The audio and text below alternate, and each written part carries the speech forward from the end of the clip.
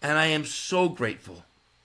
And I hope to God that somehow this message, this impact, does a little service to the gift that that man, that family gave me.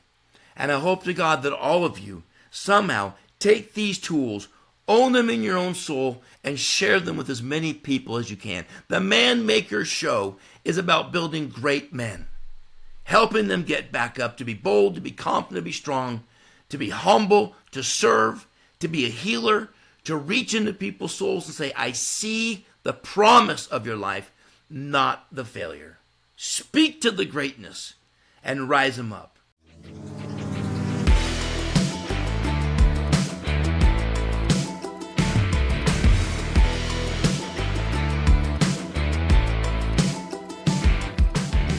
Welcome back to the Man Maker Show. We are dedicated to helping men become stronger and more intentional leaders, because the fight in every man's life is real and you were created to overcome. We know that hard times make better men, and through adversity, we find our inner warrior. Thanks for showing up and opening your mind in order to make your future greater than your past. Here's your host, Brad Wolgamott.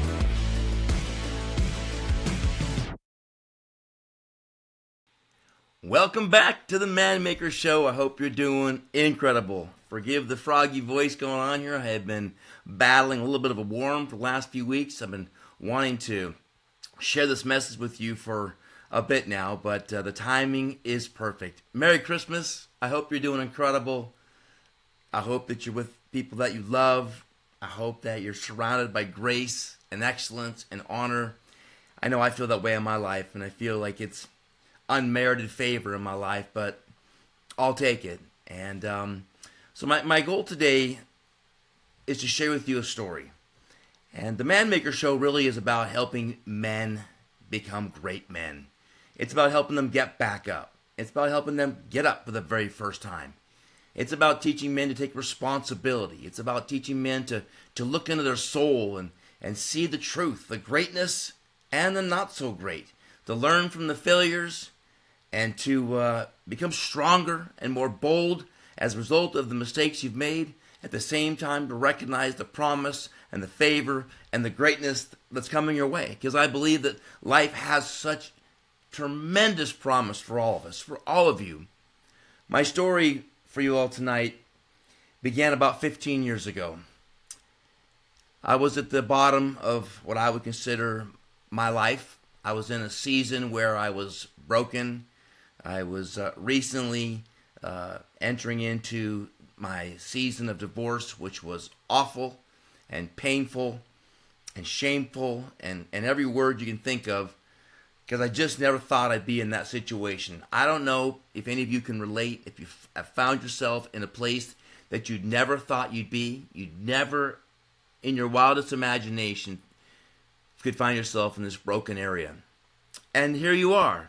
Maybe you're overcoming it. Maybe it's not an issue for you anymore. Maybe no longer you're dealing with that, which is kind of where I'm at now in my life. But I just have to share with you a man that came into my life, frankly, as a miracle, shaped my life. And I'm going to share with you 8 things, 8 characteristics that he wove into my heart to help me get back up, to realize that it wasn't over. 15 years ago, I was at this conference. I was broken. I was hurting. I was kind of sneaking around because I wasn't proud to be there. And a friend of mine by the name of Ryan Miller introduced me to 2 men. One of them was Brad DeHaven, who was a really neat young man who had, at that time, had just had a stroke. And he was a young man, father of an unbelievable family, 3 incredible kids, amazing wife. But for some unknown reason, he got hit with a stroke, and he was recovering. And he was hurting, but he was kind, and he was gentle. And he took me under his wing. We built a friendship that still lasts to this day. And I'll share more about Brad later, because his story is incredible and the success in his life. The second man he introduced me to was a young man by the name of Peter McKenna. Many of you know Dom. Some of you do not. At the time I met Dom, I didn't know who Dom was. He was working for an energy company, building his business, trying to figure out who he was. And what I did know about Dom was that he was in recovery, that he had a real battle with alcohol that went on for a long period of time in his life. It had taken him to the pit of hell, and found a way through grace, through divine intervention, to overcome it and start a new journey. And he befriended me. And what I didn't realize what was happening at the time was that he was opening up my heart to the possibilities that there are other people that are broken.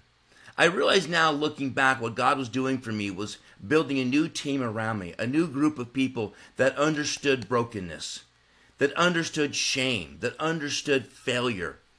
Some of you out there have been through this. Maybe you're going through it right now. And if you are, this message is for you, because it won't always be like this.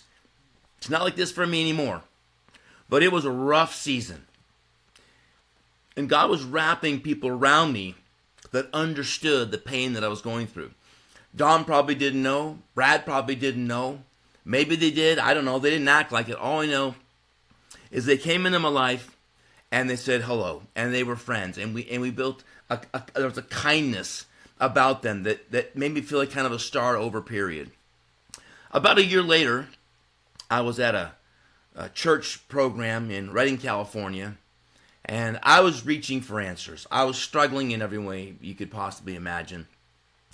And a guy slid across. I was in the bleachers in the very back. And the guy slid across.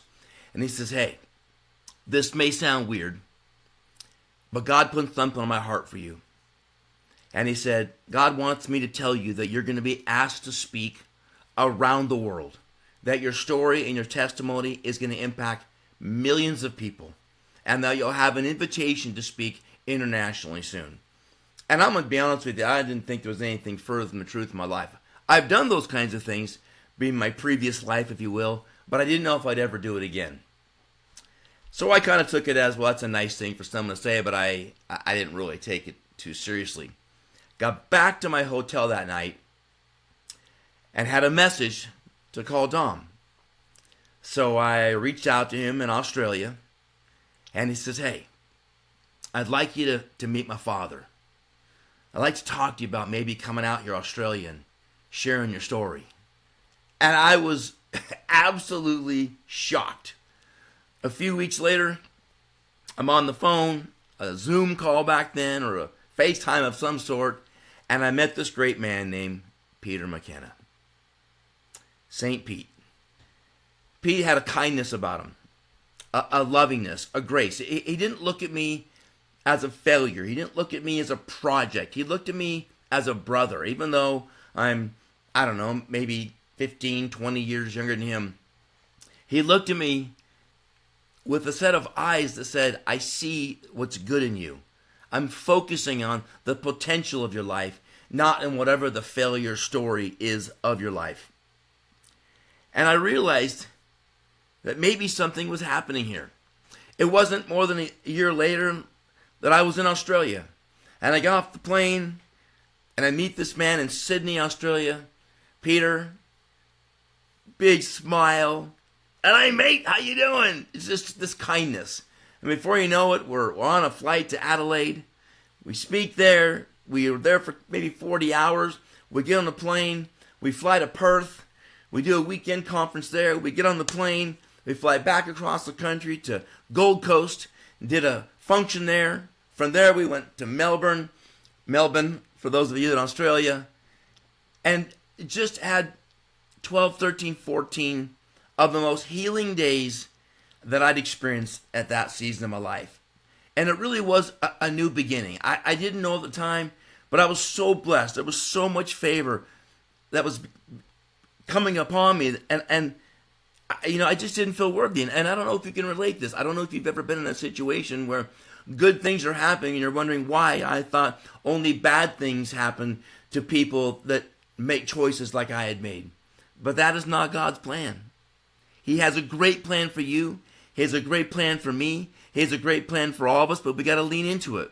And whether you have a faith or not, that's up to you. This is my story, and this is about my dear friend, Peter McKenna, who recently went on to be with the Lord.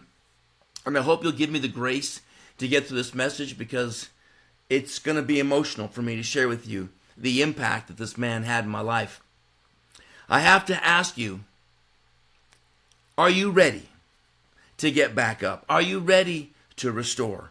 Are you ready to launch a new chapter? This is what he challenged me. He challenged me to look beyond my mistakes. He challenged me to get up one more time. He challenged me in an encouraging, loving, fatherly type way, big brother, fatherly type way. He asked me, what will be your legacy, Brad? Your failures or your achievements? What will be your legacy? What will you do with this pain of your life? Will you let it destroy everything you've ever done, or will you get back up and finish well? And over that next 12, 13, 14 days, I began to breathe again. I can remember the first thing he taught me was the importance of encouragement. Because as we traveled from city to city, flight to flight, and I would speak to hundreds or thousands of people in this environment, there was Peter, front row, every night, smiling, encouraging me, as only Peter can do. If you know Peter, he has this silly grin on his face, and that grin just says, I'm so proud of you. Keep going, buddy. And I needed that. I couldn't get past seeing the scars. I couldn't get past seeing the ugliness. I felt like it was an apology tour as I was speaking, because I felt like I needed to share all of my stuff because I just had so much pain. But to see him in the front row, not hiding, not in fear like, oh my God, what's Brad going to say next? What's he going to do? What am I doing? It was like, I see you. I trust you. I believe in you. This is my family. Give it to him, Brad. Give it to him straight. I can remember the second thing he taught me was that the idea of rest. And I didn't really know what that meant, because I don't know if I'd ever really had real rest in my life. I didn't know what it meant to have internal peace. I can remember seeing a photo at a function of there were three of us. A young man named Julio, who really impacted my life. Ryan, who introduced me to most of the people that have impacted my life, and myself. And we were in this little huddle, and we were praying. And we were praying for people, and it was a shocking photo, because there was Ryan, who was praying as hard as he could. There was me, who was crying and feeling so bad. And then there was Julio, that we later called Holio, because he was so happy, this big smile. And I realized it was the same kind of smile that Peter had. There was a rest. There was a peace about him. And that peace was the peace that I was missing. I had ground out my success. I had worked extremely hard, but it wasn't from the rest. It wasn't from a position of knowing that it's all going to work out. I felt like I had to just smash everything. And some of you can relate to that. Some of you work so hard because you believe in your heart it's all up to you. And without a doubt, there is a piece of that is true. But learning how to calm down and work from the rest, it came upon me. I realized by watching Peter that I'm okay. Relax, bro. You're going to be all right. And, this is about making men. I can't tell you with enough importance that I want you to be this person for somebody. If not one person, for 10 people, for 100 people, for everybody. I want you to take these characteristics into your life. I want you to be an encourager. I want you to be someone that represents peace, that represents rest, that represents that all things work together for the greater good, for those that love God. It impacted my life so dramatically. The third thing is he taught me that I was valuable. And again, to those of you that have struggled or failed, one of the hardest things we deal with is feeling valuable. Feeling valued because we've made mistakes. We think we are a mistake. We go from making a mistake to being a mistake. And it's a terrible jump.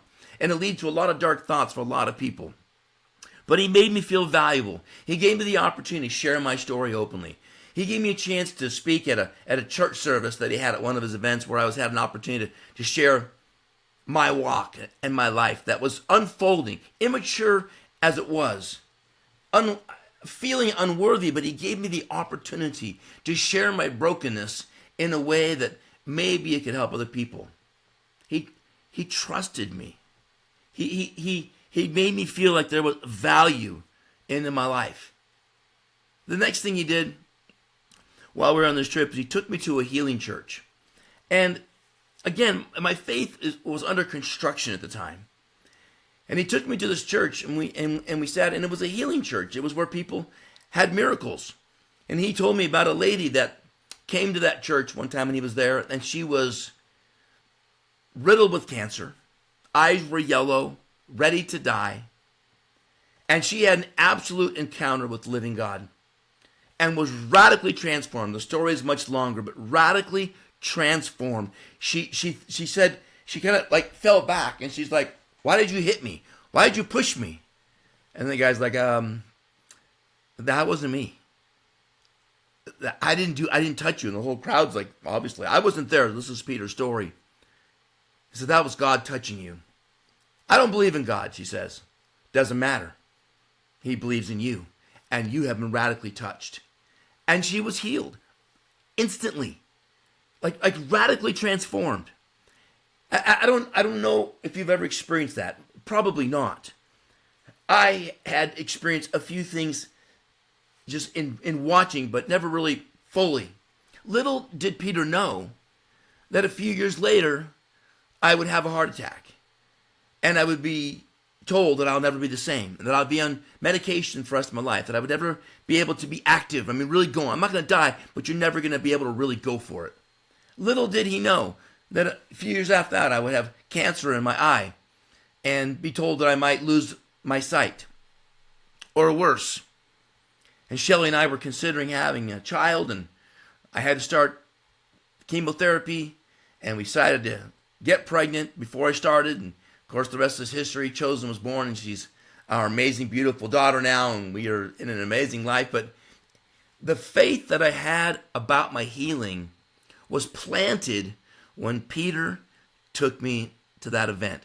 Now, I don't know if you've ever been to something like that, but he took a great risk. It's always a risk when you take someone to something kind of radical, because you don't know. He didn't know if I was going to think that's weird. He didn't know if I was going to freak out. He didn't know. I'm just Brad Wolgamott, a broken dude that's gone through a million things. But something in his spirit said, "Take Brad." It wasn't much later that he took me to an AA meeting. And I learned my next lesson. I learned in that lesson at the first church that God's not done with me. That there is a grace, and that God's love is real. And it's not just for perfect people. In fact, it's for imperfect people. And that this girl that had no faith at all experienced a complete healing and recovery. And going to AA meetings, specifically the one or two, I think we went to 2 or 3 actually, but the one I remember the most was there was a lot of guys standing up talking about the recovery. Now, Peter was an alcoholic for a long time. I don't know how many years. I don't know the full story. All I know is that by the time I had met him, he was in full recovery. Dom was in full recovery. Their other son was in full recovery. And I realized it's not over. It's not over. Lucas, who's a dear friend of mine, Dom's brother, Peter's second son, had an incredible story of brokenness and then recovery. And no matter what you've been through, no matter how far you've gone, no matter how broken you are, that it's not over unless you're going to give up.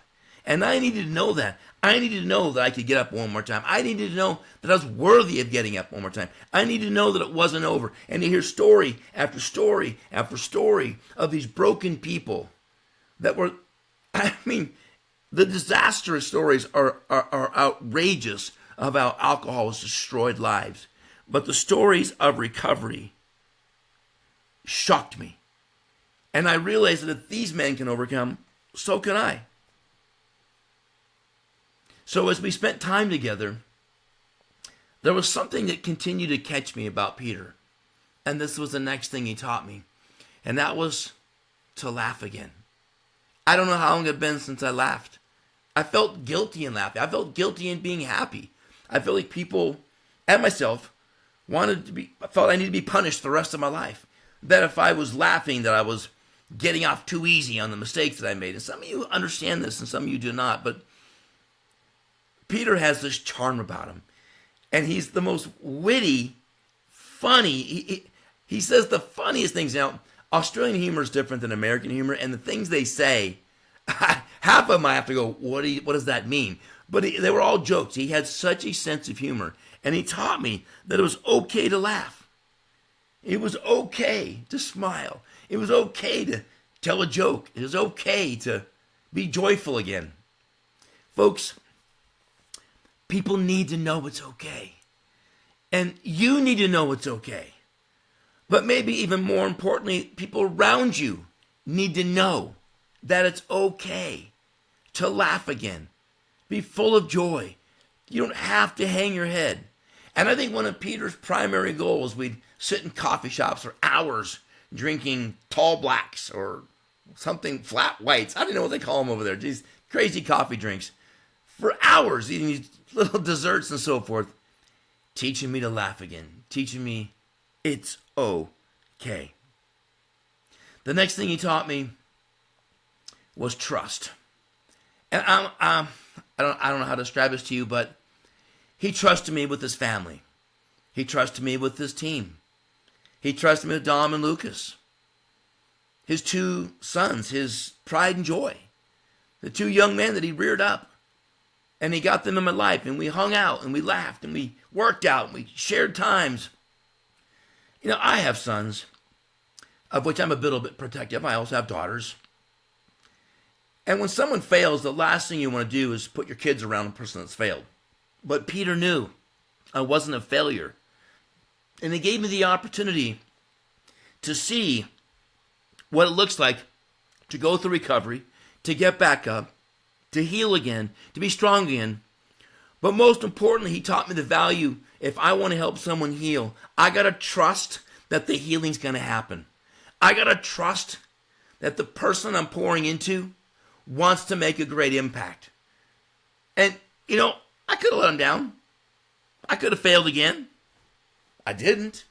And I'm grateful to this day that he saw my potential over my failure. I don't know if I could really give it proper credence to the value of learning how to relax, but yet work hard. As we traveled for 14 days, I mean, I'm going to tell you something. I don't know if I've ever worked that hard. Traveled thousands, probably 10,000 miles on flights. Spoke every night, all day, into the wee hours of night, on a 12, 15, 16-hour time zone difference. I was like delirious, but it felt so good to work hard. I heard Donald Trump say that a little while ago. You want to overcome depression? You want to overcome darkness? Work hard. You won't have time to be depressed. And I think Peter saw that. He taught me the value of hard work and the kind of hard work that serves people, that encourages people, and realized that my healing was going to come out of the results of serving other people. I've said for years, and I learned this in that experience, that there's no medicine for the soul like serving or healing other people. This podcast is a testimony to Peter McKenna, to Dom McKenna, to Ryan Miller, to Brad DeHaven, to Dallas, to Jono, to Rozzy, to Peter, the men that I've met in Australia, the genuine, heartfelt relationships that I've now had for a decade that have poured into my life. This is not just about Brad, but this is a Brad story. And I tell it to you because it was a miracle that Peter responded to. Something was in Dom or Peter's heart that said, give Brad a chance. And this podcast is a living testimony to the grace and the seed that he planted in my life. It is difficult for me to swallow the fact that I will never give him a hug again, that I'll never sit across the table from him again. I'll never shake his hand. I'll never see him in a crowd encouraging me, smiling, laughing, encouraging. It's a difficult one because when you lose someone like that and you realize the finality of it, it's difficult. It's heartbreaking. It's like when I lost my mom and my dad. It's the finality of end of life is is devastating. But I also believe in eternity. I also believe in heaven as a result of the things that Peter brought me to. And so I do know it's not the last time I'll see him. I do know it's not the last time, not on this planet, not in this realm, but there will be a day. And Peter, if by some way you can hear this and feel this, I love you. I miss you. I'm so grateful for you. And all of these listeners around the world, and we are broadcast all over the world now, I hope that some of you are impacted by the life of Peter McKenna. I hope that either A, you will take these lessons and apply them in your own life. Take these 7, 8 keys, write them down, own them, go to work on bringing them to life. And if you do embody them, then I would challenge you to make a list and say, who am I sharing this with? If you're going to do something great, it's going to be because you impact people greatly. It will be because you sowed into people. Not perfect people. Not just people that make mistakes, but people that have a heart to win. And Peter and Dom, they saw it. And I am so grateful. And I hope to God that somehow this message, this impact, does a little service to the gift that that man, that family gave me. And I hope to God that all of you somehow take these tools, own them in your own soul, and share them with as many people as you can. The Man Maker Show is about building great men, helping them get back up, to be bold, to be confident, to be strong, to be humble, to serve, to be a healer, to reach into people's souls and say, I see the promise of your life, not the failure. Speak to the greatness and rise them up. And I can promise you, this would not have happened in my life if they hadn't called that one day, if that gentleman hadn't slid across that bleacher to give me that word. If I hadn't gone to that function I didn't want to go to, I was embarrassed to be there, but because they loved me, I met 2 men that introduced me to a completely new life. Trust that God's at work even when you're broken. Trust that he loves you, and trust that he has a great plan for you. I am blessed to be with you. I am blessed to be one of millions of people impacted by Peter McKenna. I love you, Peter. I miss you. You are a great man. Helen, thank you for loving on Peter, letting Peter be who Peter was. Helen, of course, is Peter's beautiful wife of amazing, 50 years. Thank you for loving me. Thank you for letting me be me. Thank you for speaking into my life. I am so grateful. I hope you take this seriously. I hope you do something great with your life. This is the Man Maker Show, and this is Bradley Wolgamott saying, I believe in you. I want to see you win. Decide what your legacy is. Decide whose legacy you'll be a part of, and get out there and sow into people's lives. Man Maker out.